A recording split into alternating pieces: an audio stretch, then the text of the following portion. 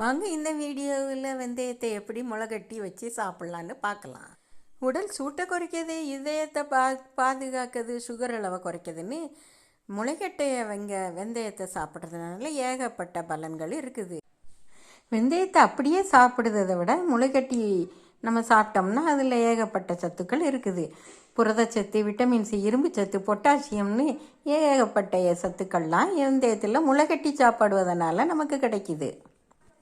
நான் சொல்கிற இந்த டிப்ஸு பிடிச்சிருந்ததுன்னா உங்களுக்கு பிடிச்சவங்களுக்கெல்லாம் இதை ஷேர் பண்ணுங்கள். சேனலை சப்ஸ்கிரைப் பண்ண மறக்காதீங்க. வாங்க இதை எப்படி செய்கிறதுன்னு பார்க்கலாம்.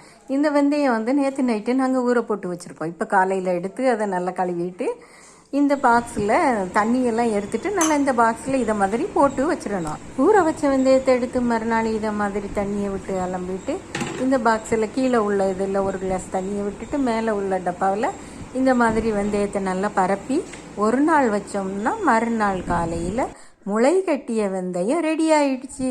இதை நம்ம சலாட் மாதிரி சாப்பிட்லாம், எல்லாம் நிறைய சாப்பாட்டில் சேர்த்து சாப்பிட்லாம். வெந்தயத்தை அப்படியே சாப்பிட்றதை விட முளை கட்டி சாப்பிட்டோம்னா